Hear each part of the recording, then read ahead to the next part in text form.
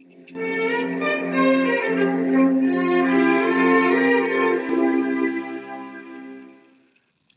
systèmes d'équations.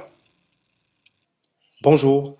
Dans cette capsule vidéo, on va aborder les systèmes d'équations et notamment trois méthodes pour les résoudre des systèmes d'équations, à savoir une méthode graphique, une méthode numérique, la méthode de la table des valeurs, et une méthode algébrique, la méthode de comparaison. Okay? Donc ça nous permet de résoudre des systèmes d'équations. Bon, c'est quoi ça, un système d'équations? Un système d'équations, c'est simplement un ensemble d'équations qui doivent être résolues en même temps. Donc ici, il y a un exemple d'un système d'équations avec trois équations. Des équations, il peut y en avoir deux, il peut y en avoir trois, il peut y en avoir quatre, il peut y en avoir une infinité. Donc ça dépend vraiment des situations. Les équations dont on va traiter en secondaire 3, ce sont uniquement des équations dites linéaires. Donc, ils sont une équation linéaire quand les variables interviennent uniquement à la puissance 1, puis il n'y a pas de produit non plus de ces variables-là. Donc, c'est le cas de ma première équation, où j'ai y et x qui interviennent uniquement à la puissance 1. C'est le cas aussi de la deuxième équation. Par contre, c'est plus vrai pour la troisième équation, parce que le y intervient à la puissance 2, et aussi j'ai un produit de deux variables ici. Donc, cette équation-là, je ne m'en servirai pas, et ça donne bien parce que, en secondaire 3, on va traiter uniquement des systèmes d'équations linéaires, des systèmes à deux équations. Donc, c'est la situation qu'on a ici. Les équations, on va les traiter en les mettant d'abord sous la forme y égale à ax plus b. Okay? Ça va devenir plus facile avec les méthodes qu'on va utiliser. Donc, ça, c'est une forme qui est familière pour vous. Donc, si je le fais pour la première équation, qui ne respecte pas là, cette forme-là, donc il faut que je divise par 2.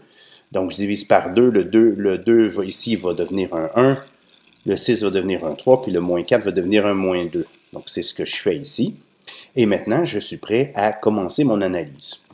Donc, on va voir qu'il y a plusieurs méthodes. On va regarder d'abord la méthode dite graphique. Dans la méthode graphique, il nous faut d'abord tracer les droites de notre système d'équations. C'est ce qui est fait ici. Donc, vous voyez, c'est les mêmes droites que celles que j'avais pour mon système d'équations. Donc, j'ai une première droite, c'est y égale à 3x moins 2. C'est la droite qui est rouge. J'en ai une autre qui est y égale moins 2x plus 8. Hein? Là, vous voyez que si je bouge ça, les droites se déplacent. Bon. Donc là, ici, bon, je suis dans la situation qui m'intéresse.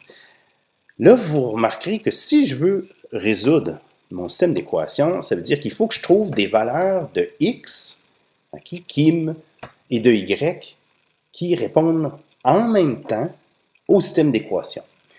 Ben, étant donné qu'une fonction, c'est quelque chose c'est une relation pour laquelle, pour un x, il y a une seule valeur possible de y. Donc ça me dit que pour que ça marche pour les deux courbes en même temps, les deux droites en même temps, il va falloir absolument que je sois au même point. Hein? Donc le même point, ça veut dire l'intersection. Donc cette intersection-là, où là j'ai ma croix en vert, là, ça se trouve être mon point d'intersection, c'est la solution de mon système d'équations. Donc j'ai un 2 pour le x, c'est marqué ici, et j'ai un 4 pour le y, ici. Donc, l'intersection, graphiquement, elle est visible. Ça marche bien ici parce que j'ai choisi un système avec une solution qui me donnait des chiffres ronds. Mais si les pentes et les ordonnées à l'origine avaient été différentes, ce ne serait pas nécessairement le cas. Donc, regardez, par exemple, si je change le moins 2 de la droite bleue, il devient moins 2,2. Hein? Donc, la pente a changé juste légèrement. Là, la réponse, c'est plus 2 pour x et y et le 4 pour y. C'est légèrement différent. Là, c'est donné ici parce que je me suis arrangé pour le donner. Mais graphiquement, si vous avez un graphique, c'est pas évident d'aller chercher la réponse. Donc, comment on fait graphiquement? On utilise des zooms. Okay? Donc, on connaît à peu près la réponse. Donc, je sais que la réponse, c'est dans ce coin-là. Hein? Donc, qu'est-ce que je vais faire? Je vais zoomer. Quand je zoome, je me ramasse à avoir une meilleure précision, donc une meilleure estimation de la position. Donc, je sais par exemple que le X est entre 1,8 et 2. Je veux améliorer cette précision-là, ben, il faut que je zoome encore. Donc là, je vais zoomer. Ah, là, c'est encore meilleur. Je sais que c'est entre 1,92 et 1,94. Je zoome encore. Okay? Je vois plus de précision. Oh, c'est encore meilleur. Je zoome encore. Okay? Puis je peux faire ça autant de fois que je veux. Et à chaque étape, ben, j'accrois la précision sur la valeur de X et sur la valeur de Y. Donc, éventuellement, si je continuais et je continuais et je continuais, ben, je pourrais me ramasser avec la réponse ici que j'ai obtenue par un calcul. Okay? Donc, ça, c'est la méthode graphique. La méthode graphique, elle est quand même très utile pour visualiser ce qui se passe. Donc, vous voyez ici, j'ai une situation, okay, si je suis avant le point d'intersection, j'ai une situation où j'ai la droite rouge qui est plus petite, en fait, qui est située en dessous de la droite bleue. Et après, ben, c'est l'inverse. J'ai la droite rouge qui est au-dessus de la droite bleue. Vous allez voir qu'on va utiliser ça. Okay? Elle permet aussi de voir qu'est-ce qui se passe si j'ai des pentes qui sont égales. Par exemple, si je remplace ici la droite bleue et puis je change sa pente, je m'arrange pour que ce soit la même que celle de la droite rouge. À ce moment-là, les deux droites sont parallèles, exactement parallèles. Et comme leur ordonnée à l'origine n'est pas le même, ben ça reste quand même des droites qui sont distinctes. Qu'est-ce qui se passe au niveau des solutions? Bien, évidemment, s'ils ne se croisent pas, il n'y a pas de point d'intersection, il n'y a pas de solution. Donc ça, c'est un système où je n'ai pas de solution. À l'inverse, si j'avais la même pente, mais que j'avais aussi le même B, bien à ce moment-là, j'aurais deux droites qui se superposent exactement. Donc là, j'ai des intersections, j'en ai pas juste une, j'en ai une infinité, parce qu'à chaque valeur de x correspond à une valeur de y qui satisfait aux deux équations en même temps, puisque en fait, il s'agit de la même équation. Donc quand j'ai deux droites parallèles confondues, j'ai une infinité de solutions. Donc si je résume pour la méthode graphique, j'ai trois possibilités. Une première où j'ai deux droites séquences, c'est-à-dire qui se croisent. Là, à ce moment-là, j'ai une solution qui est le couple XY qui correspond au point d'intersection. Et comment je fais pour avoir de la précision sur la valeur? Bien, il faut que je zoome à plusieurs reprises. J'ai une autre possibilité qui est celle où j'ai des droites qui sont parallèles et distinctes. Donc, ils ont le même A, mais ils ont un B différent. Donc, comme sur le graphique ici. À ce moment-là, j'ai aucune solution. Et finalement, j'ai la possibilité d'avoir des droites parallèles, mais confondues, c'est-à-dire qu'ils ont le même A et le même B. Hein? Donc, c'est exactement la même chose. Dans ce cas-là, j'ai une infinité de solutions, c'est-à-dire que chaque couple XY des droites est une solution. On passe maintenant à une deuxième méthode, qui est la méthode de la table des valeurs. Donc, j'ai le même système d'équations ici, et puis j'ai laissé le graphique pour nous aider à visualiser un peu ce qui se passe. Donc, première étape, on se donne une table des valeurs. Donc, ici, on a une colonne qui est pour les x, hein, notre variable indépendante, et les deux variables dépendantes, donc les y de chaque droite, sont données ici en rouge et en bleu. Donc, la solution, c'est quand on avait dit qu'il y avait le point d'intersection, c'est quand j'ai les y1 et les y2 qui est la même valeur. Donc, ça se produit ici exactement lorsque y1, y2 égale à 4. Le x a à ce moment-là la valeur 2. Donc, ça, c'est ma solution. Encore une fois, ça marche bien parce que je me suis arrangé pour que la réponse donne un chiffre rond. Mais avant de passer à une autre méthode, on va essayer de comprendre vraiment comment on procède si ce n'est pas le cas.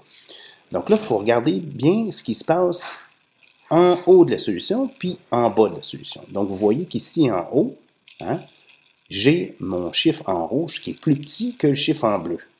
Mon Y1 est plus petit que mon Y2. Ça correspond aussi à cette région-là. J'ai bien ici, hein, si je prends pour un X donné, la valeur, la droite rouge, se trouve en bas de la droite bleue. Donc, c'est ce qui se passe. Mais si je suis en dessous de la solution, ici, c'est l'inverse. Mon chiffre en rouge est toujours plus grand que le chiffre en bleu. Ça se correspond ici. Donc, j'ai le chiffre rouge ici qui est plus grand que mon chiffre en bleu.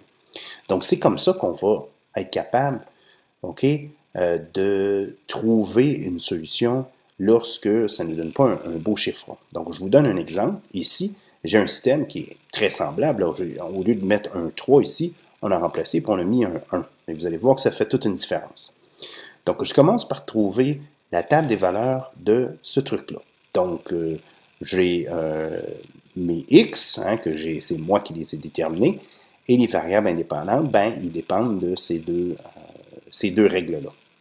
Donc, on les donne ici, et puis là, je regarde comme il faut, et puis, ben, c'est bien une valeur, mais je ne suis pas capable de trouver, OK, aucun point là-dedans pour lequel mon y1 est égal à mon y2. Ça ne marche pas.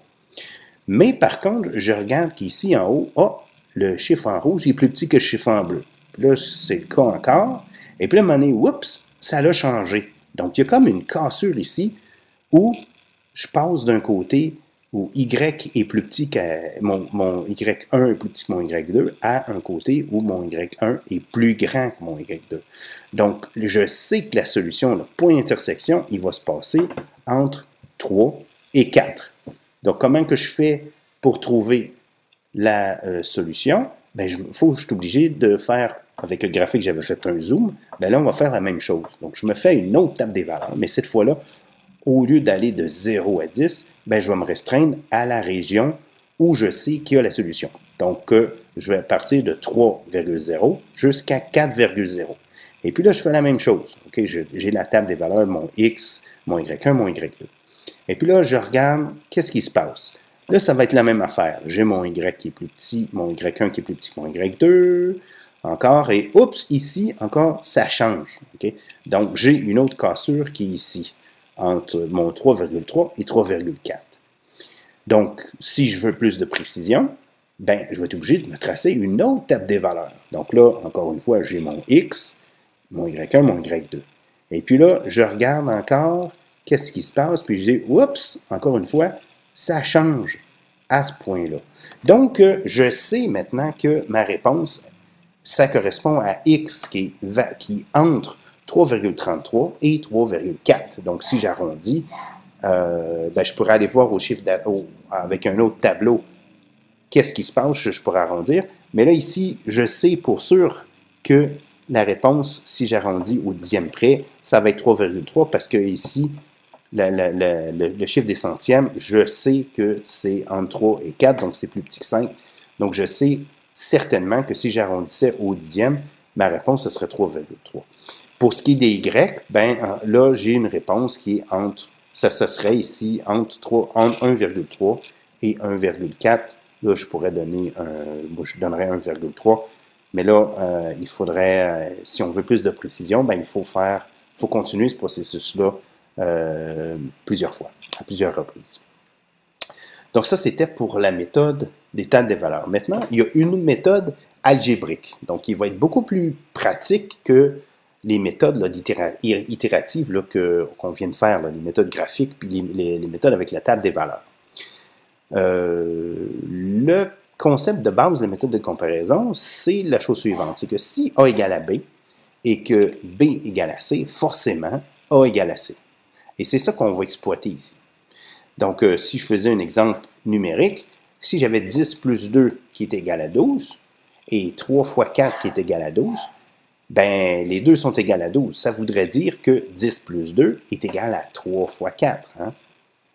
Parce qu'ici, donc ce que j'ai fait, c'est que j'ai dit que les deux 12 ils étaient équivalents, et puis là, j'ai mis un signe égal directement entre les deux. Donc, je vais utiliser ça pour résoudre ce système d'équations-là ici, qui se trouve à être le même qu'on a fait. Donc, la raison pourquoi on les a mis sur la forme y égale à x plus b, ben c'est justement parce qu'on peut utiliser la méthode de comparaison directement. Donc, j'ai juste à connecter ces deux parties-là parce que le y qui fait le trait d'union entre les deux, c'est le même. Donc, je me ramasse avec quoi? Je me ramasse avec 3x moins 2 qui est égal à moins 2x plus 8. Comment on trouve la valeur de x? Ben, il suffit d'isoler. Donc, on fait pareil comme d'habitude. Donc, on va mettre les termes en x d'un côté, les termes constants de l'autre. Donc, je vais additionner, je vais rajouter 2x des deux côtés pour faire disparaître ça à droite. Et puis, je vais rajouter un 2 des deux côtés pour faire disparaître le moins 2 ici. Donc, qu'est-ce que ça me donne? Ça me donne 5x qui est égal à 10. Et puis là, ben, je vais diviser par 5 des deux côtés pour trouver la réponse x égale à 2. Donc, j'ai la valeur de x qui est 2. Comment je trouve le y? Ben, j'ai simplement à introduire cette valeur de x-là dans n'importe laquelle de ces deux équations. Donc, si je prends la première, hein, donc je dis y, mon y, il est égal à quoi? Ben là, j'ai un 3. Donc, j'ai 3 fois 2, moins 2. Et ça, c'est égal à 4. Hein? 3 fois 2, 6, moins 2, 4.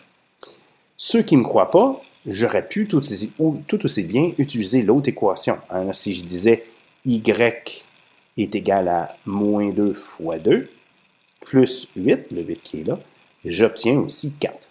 Donc, la solution, se trouve à être le couple de 4. Okay? Ça, c'est la solution avec la méthode de comparaison. Maintenant, si je fais un autre exemple, avec des chiffres qui ne sont pas nécessairement ronds, là, donc j'aurais y égale à x moins 2, puis y égale à moins 2x plus 8. Donc, c'est exactement le système qu'on a utilisé, le deuxième système pour la méthode d'étape des valeurs. Donc, bon, voilà, je fais la même chose. J'ai juste à connecter ces deux parties-là parce que les y sont les mêmes. C'est le même y par définition quand j'ai une solution. Donc, j'obtiens x moins 2 qui est égal à moins 2x plus 8. Je regroupe les termes. Hein, donc, j'additionne 2x des deux côtés et j'enlève un 2, c'est-à-dire je rajoute un plus 2 des deux côtés pour faire disparaître ces deux choses-là. Donc, je me ramasse avec 3x est égal à 10. Je divise par 3 des deux côtés. J'ai x égal à 10 sur 3. Donc, ça, c'est ma réponse pour x. Pour trouver la y, ben, j'ai juste à réintroduire cette réponse-là dans une des deux équations. Je vais prendre la première, qui est la plus simple. Je me ramasse avec y égale à 10 sur 3, ce que j'ai mis là, moins 2. Et puis ça, ben, si vous êtes bon en calcul de fraction, ça fait 4 tiers. Donc, la réponse, le couple solution, c'est 10 tiers et 4 tiers. 10 tiers pour x et 4 tiers pour y. Donc, cette méthode-là est valable même quand j'ai des nombres un petit peu compliqués. Donc là, je peux trouver une valeur exacte. C'est ce que je viens de trouver ici. Ça, c'est les méthodes. Okay? Les trois méthodes que je viens de présenter, ce sont les méthodes qui sont celles qu'on s'attend que vous maîtrisiez en secondaire 3. Il existe d'autres méthodes. Je les montre ici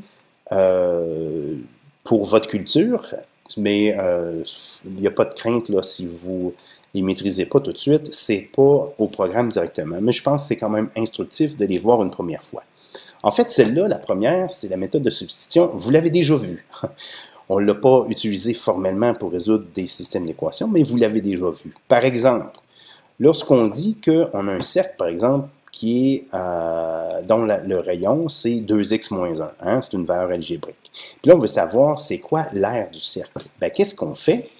On part de la formule de l'aire d'un cercle. On dit que l'aire, c'est pi fois le rayon au carré. Et puis là, on va venir substituer, c'est-à-dire remplacer le r par ce rayon-là ici, hein, qu'on connaît. Donc, je le mets ici dans mon R. Mais là, c'est vraiment tout ça que je mets dans mon R. Donc, quand je l'écris, il faut absolument que je mette une parenthèse parce que c'est tout ça, mon 2x moins 1, qui est au carré. Donc là, si je développe, ben, je vais avoir 4pi x2 moins 4pi x plus pi qui est égal à mon R. Okay? Donc ça, c'est un genre de truc qu'on a déjà fait. Donc, c'est pas totalement sorcier, là. Et on peut l'utiliser pour résoudre notre système d'équations. Donc, si j'utilise une équation qui est différente, donc un système d'équations, pardon, donc j'ai y égale à 2x moins 3 et 4y plus 1 qui est égal à 3x moins 2. Bien, il faut que je m'arrange pour qu'il y ait au moins une des deux équations qui soit sous la forme y égale à ax plus b. Hein? Autrement dit, il faut que j'ai le y d'isolé dans une de ces deux équations. À ce moment-là, je peux prendre ce y-là, hein, qui est égal à 2x moins 1, puis le transporter dans mon autre équation, okay, dans le y qui est là. Donc, comment ça marche? Ça, c'est la même équation. Là, j'ai remplacé le y par sa valeur qui est ici, 2x plus 3. Et puis là, il reste juste à développer. Donc, 4 fois 2x, ça fait 8x. 4 fois moins 3, ça fait moins 12. J'ai mon plus 1 qui reste ici, qui est égal à 3x moins 2. Même chose, on va regrouper les termes. Faites-moi confiance, ça donne 5x est égal à 9, parce que j'ai enlevé 3x des deux côtés. Et puis ça, moins 12 plus 1, ça faisait moins 11. J'ai fait plus 11 des deux côtés, donc c'est pour ça que j'ai un 9 de l'autre côté. Je divise ici par 5, donc j'ai x qui est égal à 9 cinquièmes. C'est ma réponse pour le x. Si je veux trouver le y correspondant, bien, je dois réintroduire ça, cette réponse-là, dans une des équations. Je vais prendre la première. Donc, je vais dire y égale à 2 fois 9 cinquièmes, moins 3. C'est ça c'est ma formule ici. C'est ma règle ici. Et ça, ben, ça donne, éventuellement, ça donne 3 sur 5. Donc, la solution de ce système d'équation-là qui est là, c'est 9 cinquièmes pour x et 3 cinquièmes pour y. Donc, voilà pour la méthode de substitution.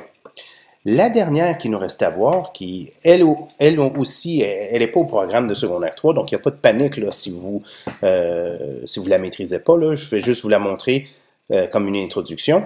C'est la méthode de réduction. Donc, l'idée, c'est de faire disparaître une des deux variables en faisant une addition ou une soustraction appropriée des deux équations. Donc, si je regarde ici et, les deux équations et que je veux me débarrasser de la variable x, ben, je regarde les coefficients, j'ai un 2, j'ai un 3. Le PPCM, donc le plus petit commun multiple à 2 et à 3, c'est 6. Donc, je vais manger pour avoir un 6x. Donc, la première ligne, je la multiplie par 3. Et la deuxième, je la multiplie par 2. Donc, si je fais ça, ici, mon y est devenu un 3y, mon 2x est devenu un 6x, mon moins 3 est devenu un moins 9. La deuxième ligne, je l'ai multipliée par 2, donc mon 4y est devenu un 8y, mon 1 est devenu un 2, mon 3x est devenu un 6x, et mon moins 2 est devenu un moins 4. Là, maintenant, je peux faire la soustraction. Donc, si je fais la soustraction, si j'ai 3y moins 8y, ça fait moins 5y, 0 moins 2, ça fait moins 2. De l'autre côté, ben, j'ai les x qui sont disparus parce que 6x moins 6x, ça fait 0. Là, j'ai moins 9 moins 4, donc j'arrive à moins 5. Rendu ici, ben, c'est le même principe que d'habitude. Donc, on met les termes semblables ensemble. Les y d'un côté, les nombres constants de l'autre côté. Donc, j'ai moins 5y égale à moins 3, parce que j'avais additionné 2 des deux côtés. Et puis là, je vais diviser par moins 5 et j'obtiens y égale 3 sur 5. Donc, c'est déjà la moitié de ma réponse. J'ai juste après à réintroduire cette valeur-là dans mon équation qui est ici. Et qu'est-ce que ça me donne? Bien, ça me donne 3 sur 5 qui est égal à 2x moins 3. Je peux isoler le x, donc je vais faire moins 3 de deux côtés. Ensuite, je divise par 2. J'arrive à x est égal à 9 sur 5. C'est exactement la même affaire que j'avais avant. Donc, le couple solution, c'est 9 cinquièmes et 3 cinquièmes. Donc, x et y. Donc, pour conclure cette vidéo, je vous rappelle qu'au programme de secondaire 3, les systèmes d'équations, les méthodes qu'on utilise pour les systèmes d'équations sont la méthode graphique, la méthode de la table des valeurs et la méthode de comparaison qui est sûrement la plus efficace là, pour un système d'équations linéaires à deux équations. Donc, sur ce, au revoir et à la prochaine.